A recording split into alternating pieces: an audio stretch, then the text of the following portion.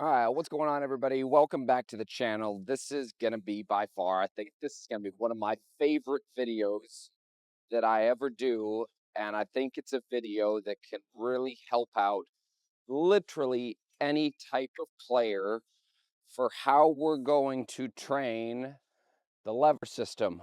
What should we be doing with our wrists? What should we be doing to create speed, lag? How does this help us with contact, distance, etc.? So, super cool video. Let's get into it. So when we go into lever systems, so I think the first thing in understanding lever systems is the more angle that we have the ability to create, the more angle we have the ability to transfer energy into. Now there's a second piece to this though. The more energy we have moving into as we create that angle, the more energy we have moving into this angle and unloading out of it, the faster that we have the ability to move the golf club. Now, I'll tell you, my thoughts on this have changed quite a bit over the past year or so in regards to coaching it, which is why I really want to make this video for everybody. So I see this all the time on social media, and I used to do it as well, and it would make for a really cool Instagram video or social media post where I would say to somebody, it's like, until you can get yourself to do something slow, don't do it fast. And I would get, like back when I was working on quote unquote shallowing the golf club, I would sit at a range for hours doing motions that looked like this, where I'd take the club up, drop it under, and it would look really pretty on video. But for some reason, for me and the players that I coached, it never translated into our motion. We could make it look really cool. And so when we look at why, well, I think the reasons why right here is because there's not enough energy and there's not enough force that's actually being created. So like we have to create quite a bit of force to put into this golf club, especially if we're going to be hitting the golf ball and the ground and getting the golf club out of the turf. Because if I'm just going at a slower pace right here, what I find is it's really hard for me to actually make a divot, which might look better on video, but is it actually making contact, and is it actually making the strike better? I'm here. I don't think I have enough speed right there to be able to make a divot. It looks cool, don't get me wrong, but I don't see it transferring over into players' motions enough. I think we need to change up the way that we say things and the way that we practice this as players. A new model that I'll use, or a new mantra that I would use, is swing fast, learn fast. So when we look at this, there's so many things and there's so many elements that we actually start to get for free when we start to move the golf club faster. Distance would be number one. We generally get the golf club working on a much better plane here. Number two, just based on where the spine's inclination is, it's a lot easier to work the arms from a width perspective when I'm moving faster versus if I'm going really slow trying to create width and trying to move this through at a snail's pace right here.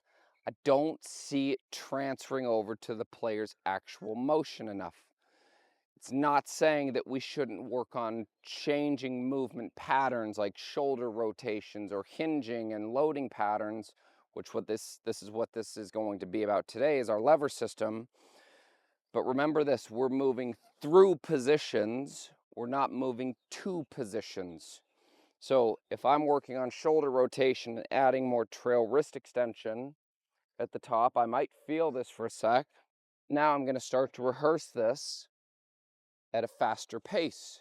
That, I think, is going to actually train more neurologically what it is that we actually need to do when we strike a golf ball.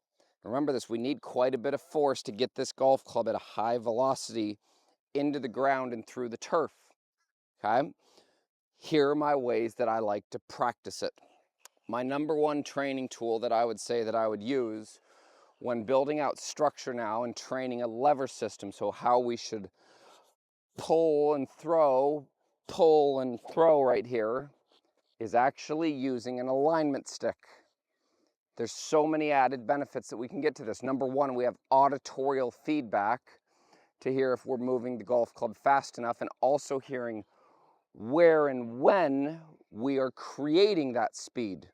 So my first drill that I would give everybody, so take an alignment stick, grip it normally right in here, and I actually want to see you practice. You're going to feel very grounded right in here, because we're going to actually start to move our arms back pretty quick and our shoulders back pretty quick. This is going to be our weight transfer right here. So when I'm in here, I'm going to move my arms pretty quick, and I want to hear a whoosh up here between basically P2.5 and P3. So I should hear some noise up in this area. That's what's then taking my trail wrist and allowing this to work as a brake or hinge to help me transfer and redirect the golf club back to impact. Now our second whoosh that we're going to make is down here past impact. So if we practice this, it would look like this. I'm going to swing it back pretty quick, and I can hear that whoosh. There's one. Now I'm going to do backswing and downswing, hearing whoosh right here at P3 and a whoosh down here at the bottom. It would look like this.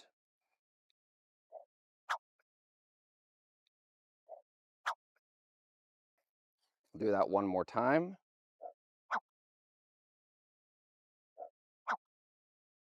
And so what you'll notice here from face on is, because the pace that I'm moving my arms and the golf club back, this is allowing me to create a counterbalance. It's what allows me to side bend. It's what allows me to get the shoulders down. It allows a lot of things to happen more naturally, because as I have force going back and away from the target, I'm now countering that with left bend to help me stay centered.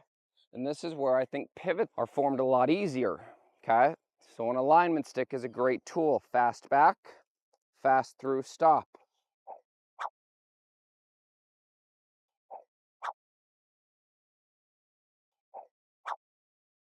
One of my favorites right there. Now, my second favorite tool. So this is a tool designed by Mach 3. So like Mike Romatowski came up with this, and I think it is a fantastic auditorial feedback learning environment right here. So it's basically a golf shaft with some theraband on it. So this is stretchy right here. So it's going to enhance the whoosh noise that we create, and it's also going to help us to feel the lever system. Because of the resistance, it's going to help us to feel the lever system and how we actually load and unload this. So we're going to kind of run through the same thing that we did with the alignment stick drill. Now, what I really want you to focus on when you're doing this, because this is going to be training how we are loading levers, loading the wrists, and how we're unloading them. The golf swing is a pull, throw.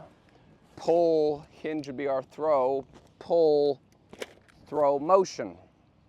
So it's something that I think needs to be trained right here, and this gives us a really good source to be able to do that. So here's what this would look like. If I put a program together for somebody, I would ask them to do 5 of these and then do a regular motion and repeat that for about a 5-minute process.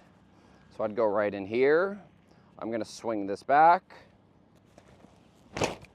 and I'm going to try and get this to snap as loud as I can down here just past impact. Like that one was phenomenal right there. And I can really feel the difference, especially here in the transition and what my wrists are doing. So that's my stored energy being transferred as I'm starting to unload the lever system there. So we would do 5 of these.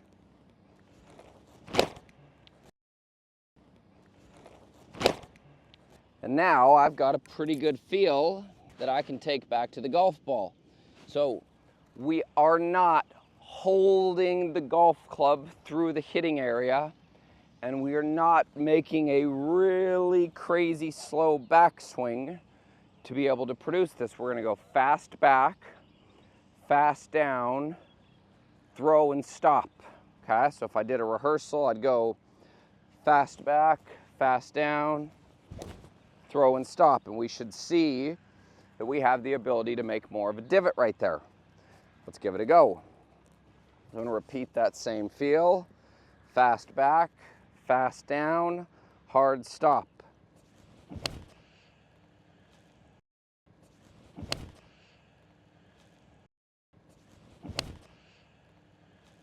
I don't know if the strike for me could truthfully get any better than that. And what I love about it is there's not a lot of thought that goes into this for me.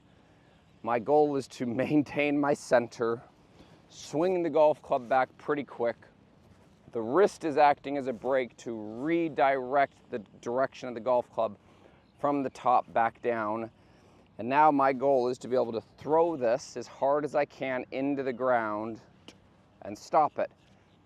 That straight line release, or that throw into a straight line right there, it's basically us transferring all of the energy out of the body back into the golf club. So let's do that one more time right here. So same feels we had with the iron whip. We go fast back. Let's do a rehearsal, hit the ground. Fast back, fast down, hard stop.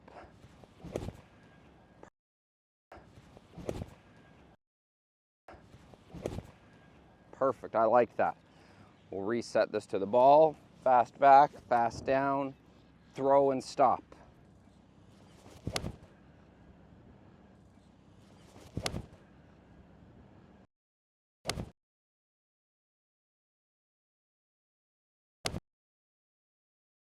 And again, that golf ball did the exact same thing as my last one. Very well struck. You can see how far forward the divot actually had the ability to get from where this tee is right here. And this is something that not only helps us to train speed, it trains the lever system, and I really think it has a massive, massive ability to help us to get the low point forward versus trying to go slow and hold everything off to square. So give this a go. Let me know if you have any questions. Thank you for watching. We'll see you next time. I hope you enjoyed this video here. If you haven't, please click that subscribe button. You can also click the bell right there, and that's going to notify you every time that I release a new YouTube video. Also, if you haven't, check out that last video that I did. It's right here, pinned to the screen. Thank you so much for your support. I really do appreciate you watching. If you have any questions, any comments, please leave those below, and I will make sure I get back to each and every one of you. So, thank you again. Appreciate your support. We'll see you next time.